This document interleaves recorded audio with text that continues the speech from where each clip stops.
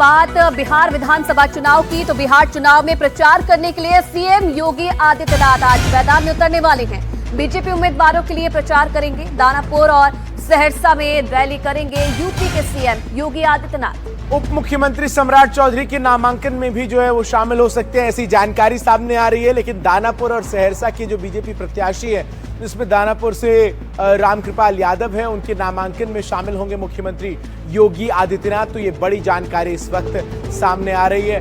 वहीं इन सब के बीच लगातार आज कई दिग्गज जो है वो नामांकन दाखिल करेंगे। एक और बड़ी खबर आपको बताएं, बिहार चुनाव के लिए बीजेपी ने 18 उम्मीदवारों की तीसरी लिस्ट के साथ सभी 101 सीटों पर उम्मीदवारों के नामों का अब ऐलान कर दिया है। बीजेपी ने इस लिस्ट में 16 विधायकों का नाम काट दिया है, जिनमें कुछ बड़े विधायकों के नाम भी शामिल हैं।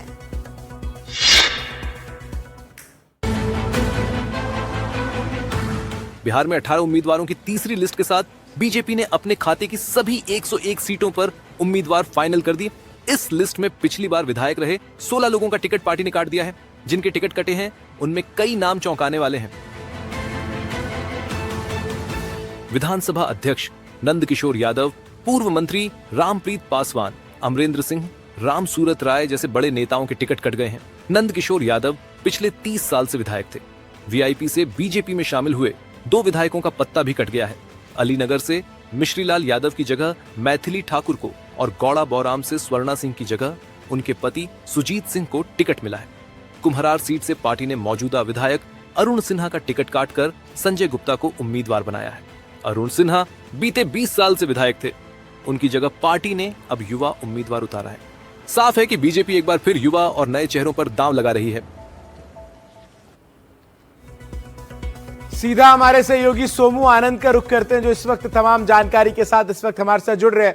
सोमू, 101 नाम बीजेपी की तरफ से घोषित कर दिए हैं, लेकिन एक सिमिलैरिटी जो बीजेपी और जेडीयू दोनों की लिस्ट में है कि अब तक किसी भी मुस्लिम उम्मीदवार को दोनों ही पार्टियों ने नहीं उतारा है। देखिए, न सिर्फ भारतीय जनता पार्टी और जदयू बल्कि एनडीए के जो बाकी 2 सहयोगी दल हैं, उन्होंने भी किसी भी मुस्लिम उम्मीदवार को अब तक टिकट नहीं दिया है।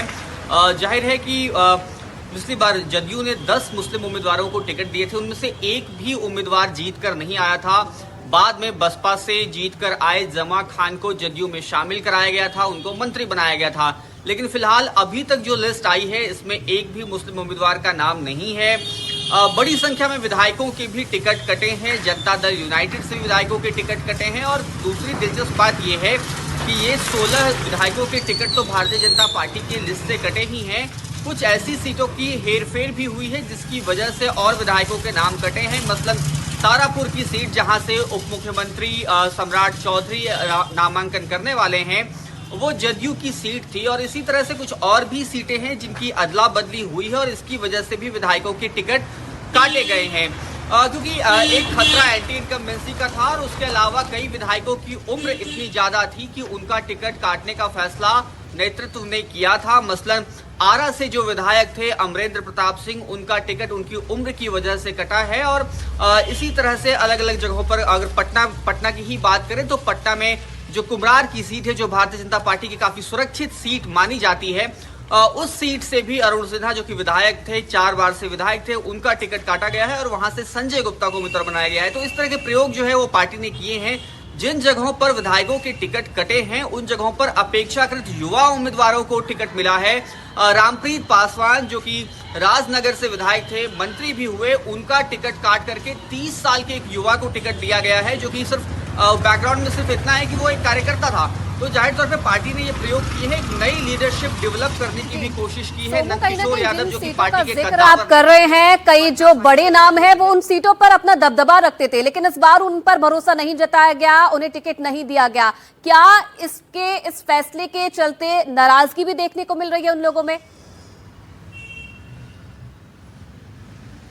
देखिए, कुछ सीटों पे तो नाराजगी साफ तौर पर दिखाई दे रही है। मसलन राजनगर सीट पे ही जो विधायक थे रामप्रीत पासवान, उन्होंने साफ तौर पर अपनी नाराजगी जाहिर की। उन्होंने ये तक कह दिया कि उनके दलित होने की वजह से उनका टिकट कटा है। हालांकि वहां से जो दूसरे उम्मीदवार जिनको टिकट दिया गया है वो भी अनुसूचित जाति से ही आते हैं। सुजीत पासवान को वहां से टिकट दिया गया है।